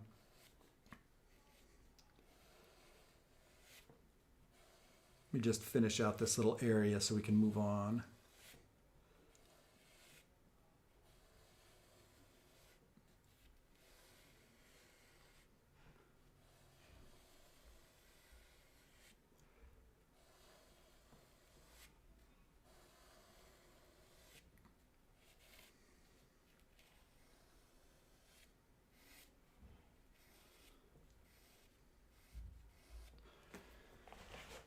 So now you have a roadmap of sorts there of what your burlap situation is. And it wasn't super overwhelming, but now you can use that to go, okay, I notice it gets darker down here, so I'm gonna, in fact, I'll use my vine charcoal for this.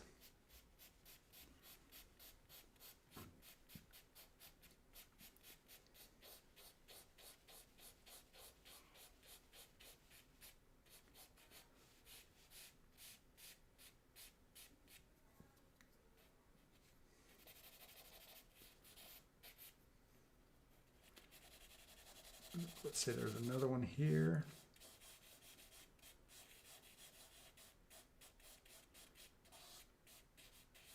So I'm basing the marks I'm making for this shading off of what the burlap, what those patterns are already doing.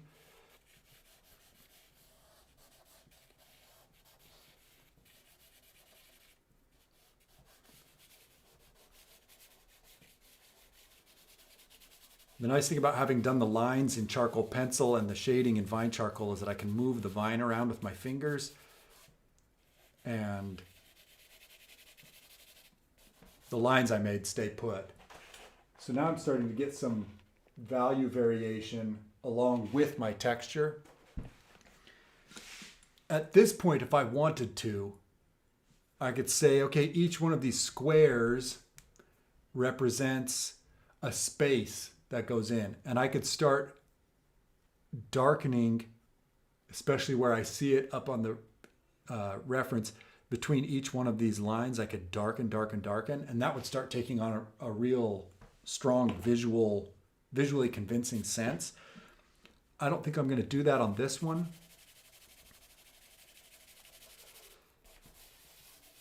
I think instead I'm going to use my eraser, and the kneaded eraser is okay for this.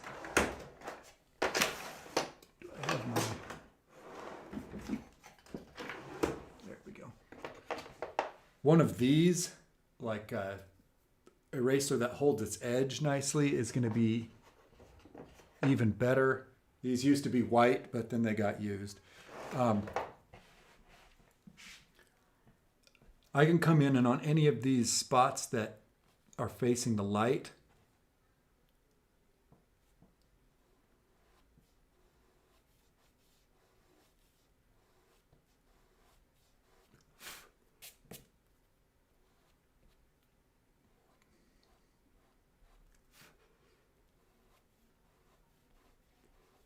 so I'm keeping this out of these little shadow areas, and I'm kind of doing the same crisscross thing that I did in the shadows.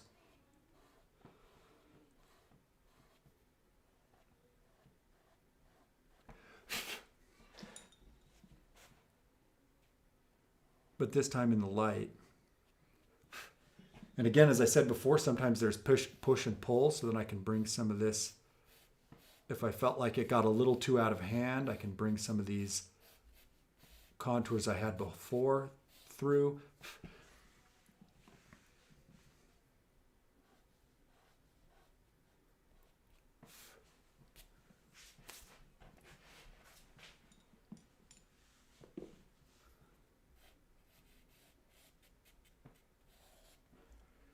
Maybe I lost some of these that were in the shadow, so I'll bring some of them back.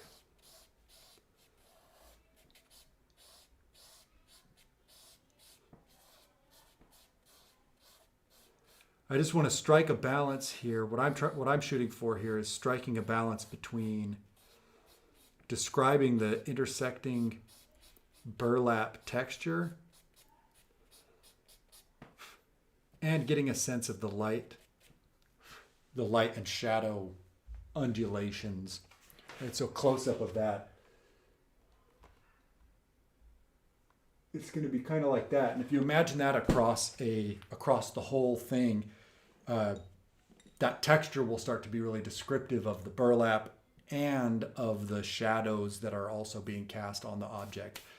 There's some really, in the reference image, there's a really nice shadow coming off of the pail onto the burlap that's really dark at the top, and then it kind of softens as the bag tucks under. There's a lot to do and a lot of interesting stuff to dig into. But make sure, long story short, and we'll call it, make sure that the surface that you're dealing with, you're thinking about this. Make sure you're thinking about that surface as you make your marks. That's the important part. So if you've got a rough surface, you're using rough marks. If they flow, like I think, like on this one that we're looking at, or we were looking at, let's go back to it. This one, there's like a frond or something in the back that has some cool wrapping and stuff going on and some fibery stuff poking out. The more of that stuff, the better. The more you ignore it, the more bland and unconvincing the drawing becomes. You lose all of that sense of texture.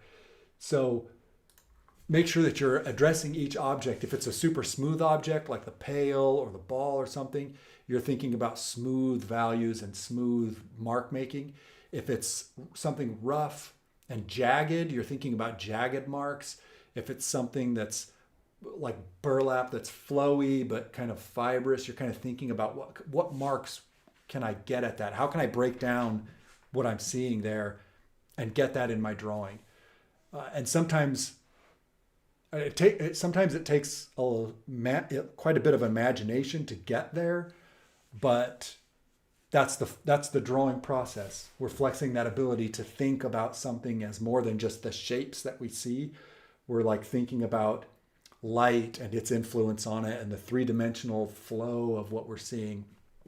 So anyway, hopefully that helps. It is noon o'clock, so that's gonna do it for me.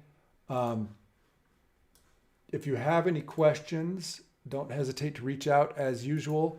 And then next week, what are we doing next week?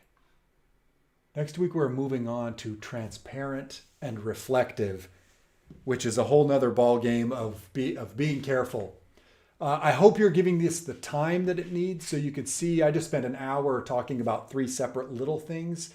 Your drawing should be taking you many times longer than that. There's a lot to look at and a lot to consider. And the more in a rush you are, the more you're going to ignore the way that burlap flows around the corner in a kind of a twist. You're just going to go dat, dat, dat, dat. If you add the texture at all, you're less likely to slow down and look at things really clearly and specifically if you're in a hurry. So make sure you carve out time to get these done. All right.